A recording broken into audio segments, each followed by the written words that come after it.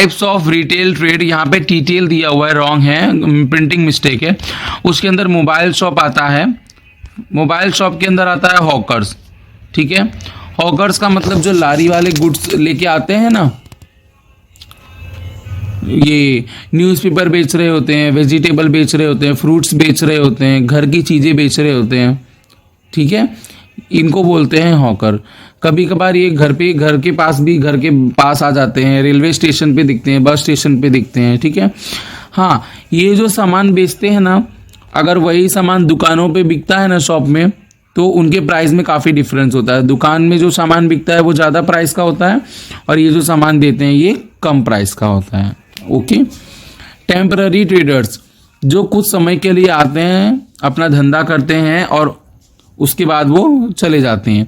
जैसे अगर अभी पतंग का टाइम आ रहा है, उत्तरायण का टाइम आ रहा है, तो लोग पतंग बेचते हैं, फिर वो उत्तरायण का समय चला जाता है, फिर वो बंद कर देते हैं। दिवाली आती है, फटाके बेचने चालू कर देते हैं, लाइट्स बेचने चालू कर देते हैं। आया समझ में?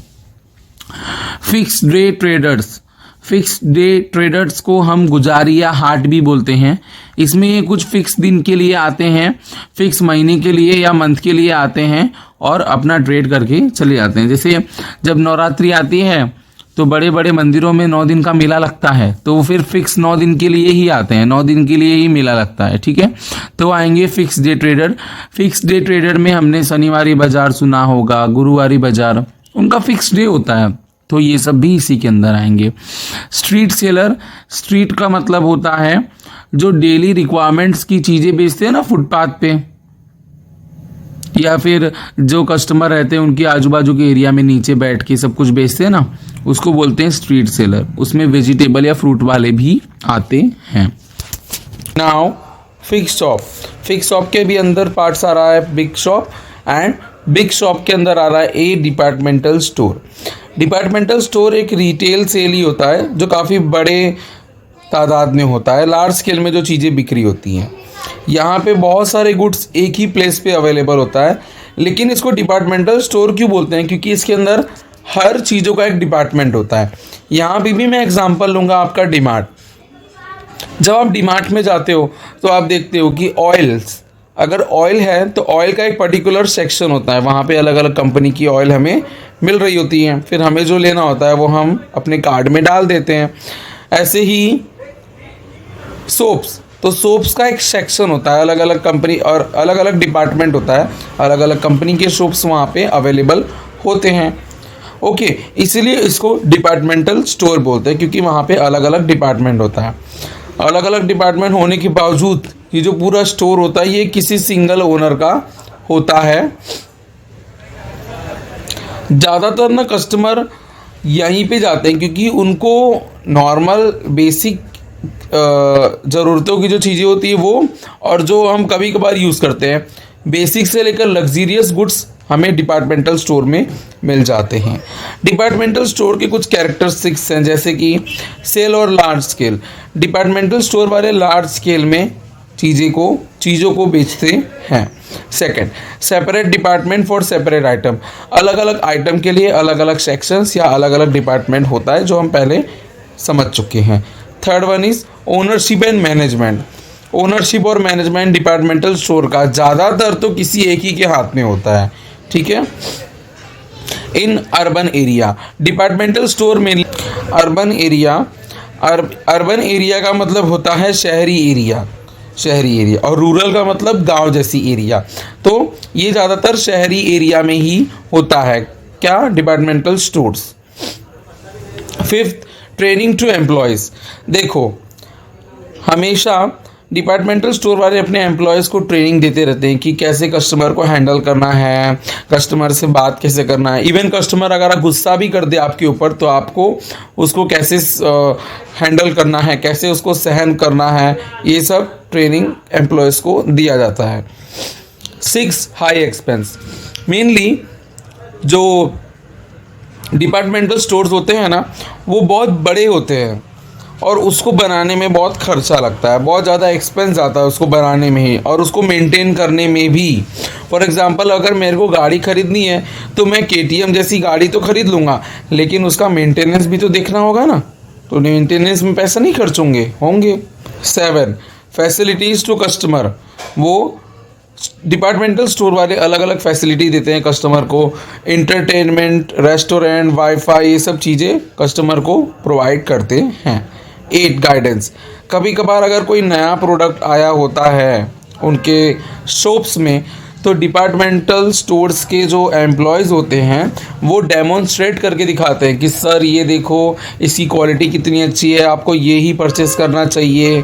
ठीक है, हमें जिसके बारे में नहीं पता होता हम उनसे पूछते हैं एंड देन वो हमें डेमोन्स्ट्रेट करके दिखाते हैं और हम वो प्रोडक्ट को सिलेक्ट कर लेते हैं। तो वो हमें कभी कभार गाइडेंस भी देते हैं इस तरीके से। आया समझ में? उसके बाद उसी के अंदर बी पॉइंट आता है, दैट इज़ चेन स्टोर।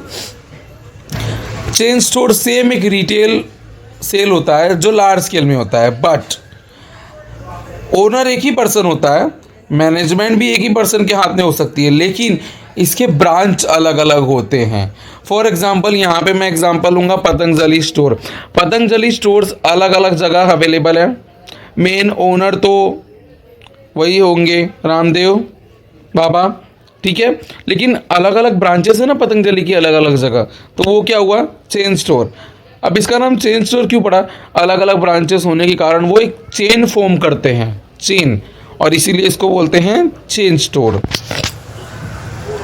इसमें ये होता है कि ज़्यादातर हर एक स्टोर का जो बाहरी देखा होता है ना, एक्सटर्नल लेआउट, मतलब बाहर से हर स्टोर एटलीस्ट एक, बाहर से हर स्टोर है ना सेम ही दिखते हैं, उनका डिज़ाइन, उनका कलर, दुकान का एक ही जैसा ही दिखता है, कैरेक्टरिस्टिक्स। सिंगल ओनर, सबसे पहले तो एक सिंगल ओनर होता है। लेआउट, बाहर का जो स्टोर का लेआउट होता है ना, बाहर से स्टोर एक ही तरह दिखता है, सिमिलर दिखता है। इस यहाँ पर भी ट्रेनिंग को, यहाँ पर भी एम्प्लॉयज़ को ट्रेनिंग दी जाती है कि कैसे कस्टमर से बात करना है, कस्टमर्स के साथ बिहेवियर कैसे रखना है, ठीक है। और यहाँ के जो स्टोर्स होते हैं ना चेन स्टोर के, वहाँ के सारे एम्प्लॉयज़ का बिहेवियर एक तरीके से ही होता है। 4 सेंट्रलाइज्ड मैनेजमेंट। सेंट्रलाइज्ड मैनेजमेंट मतलब चेन स्टोर होता तो बहुत सारा अलग अलग जगह पे, लेकिन वो मैनेज है ना कोई एक ही जगह से होता है। सेंट्रलाइज मतलब पूरी पावर एक ही के हाथ में होती है और वो वहीं से मैनेज होता है। 5th common identification. सारे जो शॉप होते हैं चेन स्टोर के वो एकदम सेम दिखते हैं, वहाँ के अगर एम्प्लॉयज़ का यूनिफॉर्म है तो वो भी सेम दिखता है। अगर पतंजलि की बात करें तो सारे पतंजलि स्टोर में बाहर रामदेव जी का बोर्ड लगा रहता है कि नहीं, तो वो भी सब सेम होता है ना, आइडेंटिफिकेशन कॉमन होता है, सभी दुकानों में वो कॉमन पाया जाता है। आई होप आपको ये समझ में आ गया होगा। C mail order shop. Mail order shop में क्या होता है, कस्टमर जो सामने वाला बिजनेसमैन है वो अपना कैटलॉग भेजता है। कैटलॉग एक ऐसी चीज़ होती है जिसके अंदर हम कौन सी प्रोडक्ट बना रहे हैं अपनी कंपनी में, क्या प्राइस है उसका, वो सारी इन्फॉर्मेशन उसके अंदर होती है, वो हम अपने कस्टमर्स को देते हैं। कस्टमर हमें ऑर्डर देता है, ये सब सारी चीज़ें ना पोस्ट ऑफिस के थ्रू होती है, ठीक है।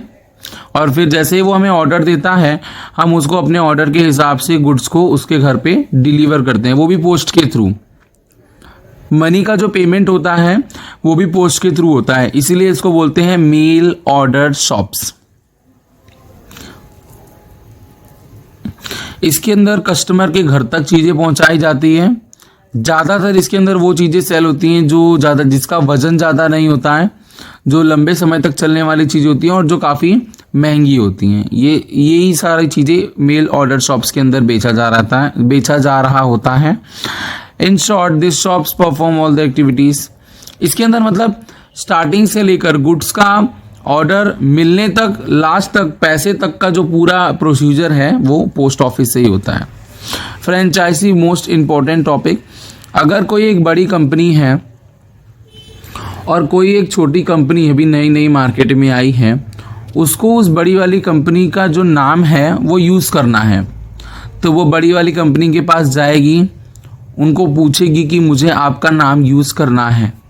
अब बड़ी वाली कंपनी ने इतने साल तक मेहनत की है, अपना नाम इतना फेमस किया है पूरे मार्केट में, तो पहले तो वो अगर चाहेगी तो वो पेपर्स बनवाएगी और छोटी छोटी जो कंपनी है उसके ऊपर अपना उनका साइन करवाएगी और बोलेगी कि मैं अपना नाम तुम्हें इतने दिनों के लिए यूज करने के लिए दे रहा हूं, जिसके बदले में मुझे इतना पैसा तुमसे चाहिए। तो जो पैसा पेरेंट कंपनी, जो बड़ी कंपनी होती है, वो मांगती है, उसको बोलते हैं रॉयल्टी। ठीक है, और इसी पूरी प्रोसीजर को बोलते हैं फ्रेंचाइजी। फ्रेंचाइजी में एक बड़ी कंपनी अपना नाम, अपना लोगो एक छोटी कंपनी को यूज करने के लिए देती है। फॉर एग्जाम्पल आप समझो ना कि अगर किसी ने बहुत लंबे समय से मार्केटिंग करके अपना नाम फेमस किया है, ठीक है, और अगर कोई छोटी कंपनी उनका नाम यूज कर रही है तो उसको तो बैठे बैठाए बेनिफिट मिल रहा है ना। ठीक है, इसी को बोलते हैं फ्रेंचाइजी में लार्ज स्केल में चीज़ें बिक रही होती है। एक्चुअली जो पेरेंट कंपनी होती है ना बड़ी वाली, और जो छोटी कंपनी होती है ना, वो दोनों का डिज़ाइन, जो जैसे दुकान का जो कलर होता है वो सेम होता है, कंपनी का जो कलर होता है अंदर का सेम होता है, वहाँ के स्टाफ्स का भी यूनिफॉर्म सेम होता है, वहाँ पे बेचने का तरीका भी सेम होता है, सब कुछ वहाँ पे सेम होता है।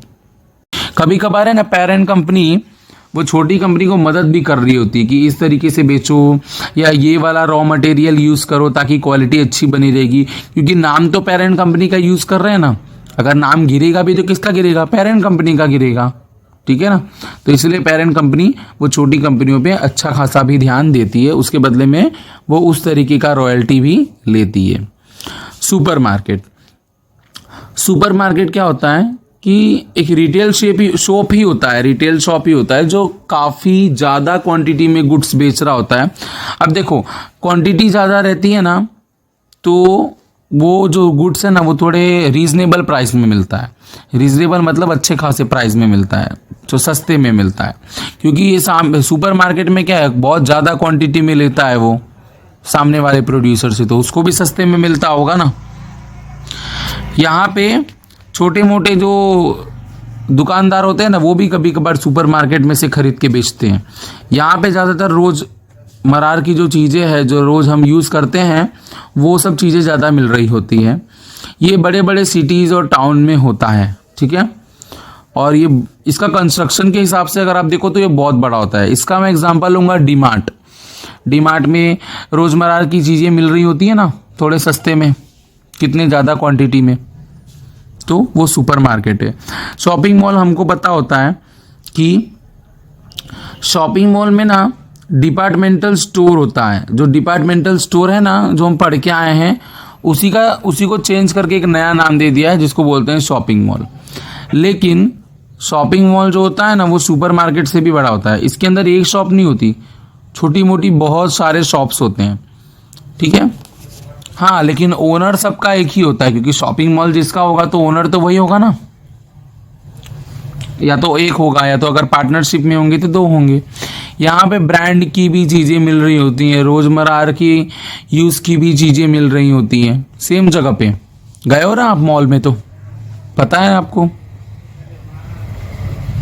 यहाँ पे अलग अलग लोग अलग अलग दुकान में अलग अलग ऑफर रखते हैं कस्टमर्स को अट्रैक्ट करने के लिए।